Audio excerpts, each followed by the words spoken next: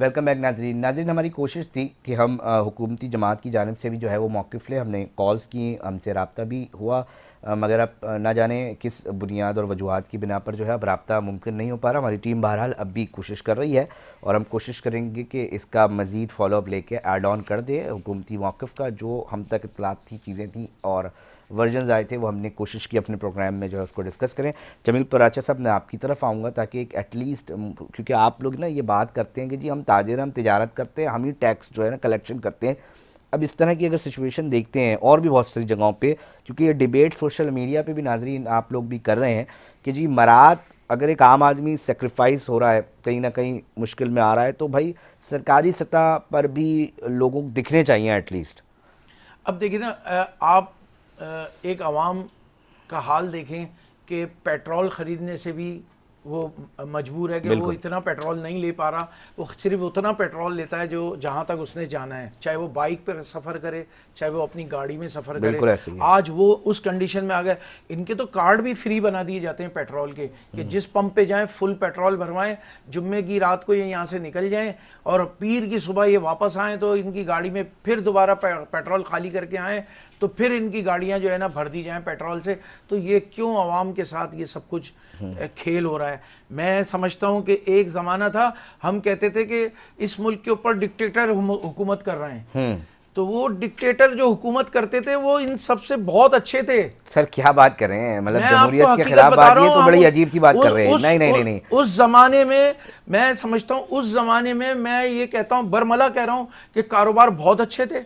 कारोबारी लोगों की सुनी जाती थी। सर पॉलिटिकल फोर्सेज, आप जैसे लोग वोट देते हैं आवाम, तब आते हैं ये लोग, तो उसके हम तो बाद आप उम्मीद के साथ डिक्टेटर को देते हैं किस तरह, वोट। देखिए, उसकी पॉलिसी को किस तरह कर उम्मीदें सकते हैं? लगाकर हम वोट देते हैं कि ये आगे कुछ करेंगे, लेकिन आवाम के साथ क्या हो रहा है ये तो देखें। जो नहीं तो खिलवाड़ डिक्टेटर्स ने आवाम के क्या साथ हो किया? रहा है। डिक्टेटर्स के ऊपर तो देखिए, बड़ी डिबेट है ना, फिर मैं डिक्टेटर आपको से बताऊं, किया गया है आप लोगों के साथ?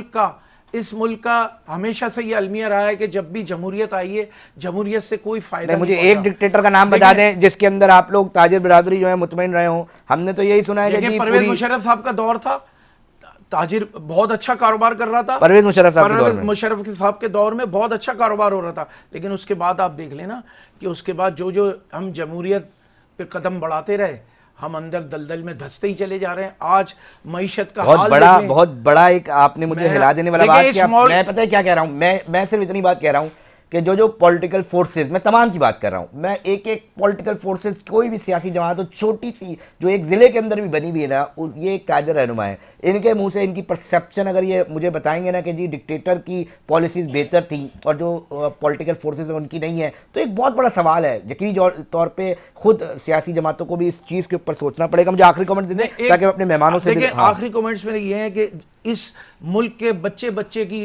जबान पे इस वक्त एक ही सवाल है कि चीफ ऑफ आर्मी स्टाफ हमारा कुछ करें, इस मुल्क की तरफ देखें। तो इसका मतलब क्या हुआ आप समझ लें कि हम इतने बेजार हो चुके हैं, तमाम अवाम और ताजिर और सब लोग इतने बेजार हो चुके हैं कि पॉलिटिकल पार्टी से वो नहीं संभाल पा रही। आप ये सोच रहे हैं, हम चाहते हैं कि अब चीफ ऑफ आर्मी स्टाफ इसमें कुछ एक्शन ले और कुछ करें। मैं चाहूंगा सलमान साहब, आप भी आखिरी टाइम रह गया, थोड़ा सा कमेंट कर दें, कंक्लूजन कर दें इसका कि अब इतनी बड़ी बात कह दी है। ताजर रहनुमा ये कह रहे हैं भाई तिजारत मुझे डिक्टेटर के दौर में अच्छी लगी। देखें अली रजा, पहले मैं आपको बताऊं कि ये आवाम के टैक्सों का पैसा है और आवाम के टैक्सों का पैसा जो है खून पसीने की कमाई होती है। तो वो जो हुकूमत को दिया जाता है अयाशों के लिए नहीं दिया जाता, आवाम की रिलीफ के लिए दिया जाता है। तो मैं समझता हूँ कि हुकूमत सिंध को भी चाहिए और आगे बढ़ के अगर बिलावल भुट्टो का विजन है, कोई विजन है, तो फिर वो इसको विड्रॉ करें और अपने वजीर आला को ये डायरेक्शन इशू करें। ठीक, मोहम्मद फारूक साहब, बहुत शुक्रिया सलमान साहब। मोहम्मद फारूक साहब, बिल्कुल टाइम शॉर्ट रह गया है, मैं आपसे चाहूंगा कि आप भी कंक्लूड कर दें। आपने पिटीशन फाइल कर दी है, इसलिए मैंने कहा कि आपसे भी बात हो जाए। अच्छा, बस मैं ये कहना चाह रहा हूँ कि पीपल्स पार्टी के जो मौकफ है वो तो आया नहीं, लेकिन क्योंकि सिंध हुकूमत ने मौकफ दिया है और मौकफ ऐसा मुज़क्का खेज दिया है, आप ये हम सोचें कि उन्होंने कहा है कि 2800 सीसी गाड़ियां हम इनको इसलिए लेके दे रहे हैं ताकि अखराजात कम हो। यार 1000 सीसी गाड़ी लेके आपने 800 सीसी गाड़ी दे रहे हैं उनको, अखराजात कम होते हैं।